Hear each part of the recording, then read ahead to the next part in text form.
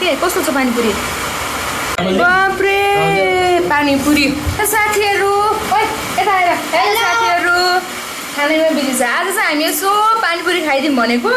त्यसपछि पानीपुरी किनेर ल्याएर बनाएर हेर्नुहोस् यत्रो एकबाट पानीपुरी त बनाइयो तर खाने बेला ठ्याक्कै पानी परिदिरहेको साथीहरू न बाहिर यस्तो पानी परिरहेछ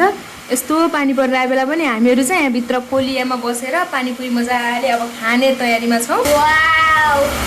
पानीपुरी लभर कस्तो छ छोरी पानीपुरी दामी छ कतिवटा खान्छौ तिमीले पानीपुरी मम्मी मेरो छ पानीपुरी भगवानको पानीपुरी सबै एकैचोटि खान्छ होला आज म चाहिँ पुरै बाटो पनि भेट्दिनु सक्छु हजुर आज त नाच्यो नि कस्तो पानी परेको हो क्या बाहिर पानीपुरी पानी मामा सुन्नु न पानीपुरीलाई हिन्दीमा के भन्छन् थाहा छ छैन अमरले भन एउटा फुल्की भन्छन् एउटा गोलगप्पा भन्छ र अनि कहाँबाट थाहा भयो तिमीले युट्युबतिर त भाइ युट्युबतिर बिहानदेखि साँझमा युट्युब हेरेर अनि यी पानीले भिजिएको छ एउटा है ल केही हुन्न डकार आइसक्यो यतातिर नारायणलाई म त जबसम्म मेरो पेट भरेन तबसम्म खाइहाल्नु यो मेरो मुख दुखे पनि यति मनपर्छ मलाई पानी मुख दुखे पनि दुखोस् पढ्ने कुरामा मुख दुखे पनि दुखोस् म त बिहानदेखि साँझसम्म पढेँ गर्ने भन्छु कहिले त्यस्तो त भनिदिने नि नाइ का त्यस्तो त आँखा नै दुखिजान्छ त्यस्तो गर्नु के गरेर दुख्छ आँखा पढेर किताब हेरेर खाने बेला मुख खाँदैन त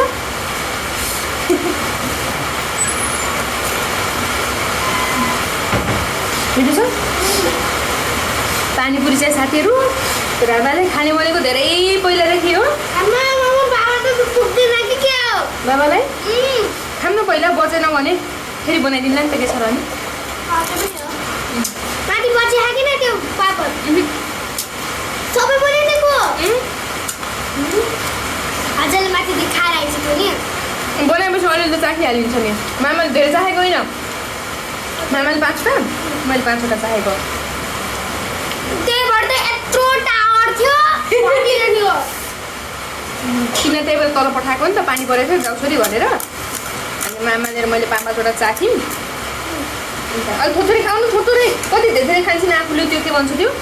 मसला चाट मसला हो कि के मसला हो थोरै खाए पो पुग्छ त यत्रो धेरै सहजै मामाले र मामाले पापा छोरा लटाए छिटो सुक्न हो त्यही भएर मामाले यसो रेखा गइदियो अघि त खाएर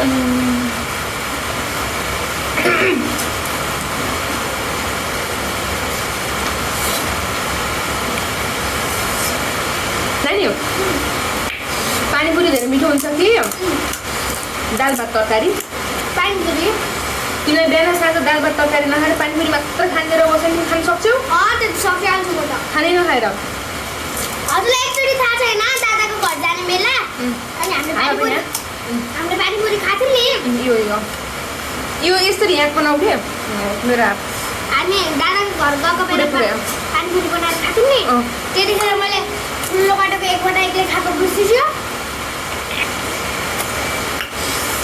कस्तो पानी परेको अब त मेरो धेरै साह्रो भएर यहाँ दुख्यो खाइदिन्छ ओके अनि त्यही भएर मैले यसलाई पानीमा एकछिन राख्छु अनि यो कौलो हुन्छ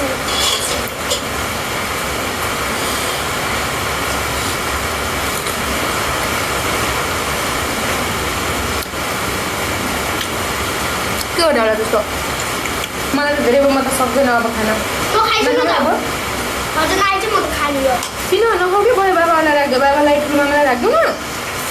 अहिले फेरि खाएर सकेनन् भने कसले तिमीहरूले मामाहरूले अनि बाबाले भन्यो खाइहाल्छु नि कतिवटा पनि छ नि 1 2 3 4 5 लगभग 20-30वटा होला 15-20वटा त खाइहाल्छु नि 15वटा राख्दैन अरू त मलाई एक्लै खानु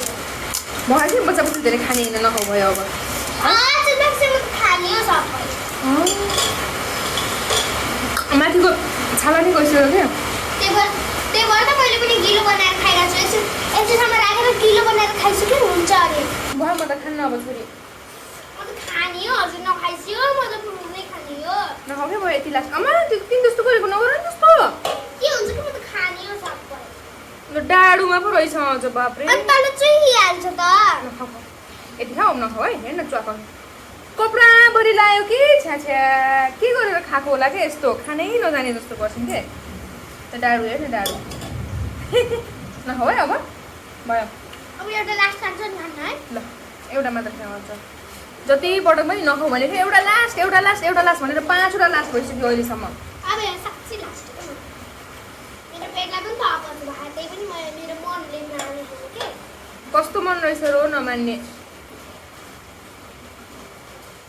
के गरे अब त्यस्तो मलाई त भयो अपच भयो पेट दुख्यो कस्तो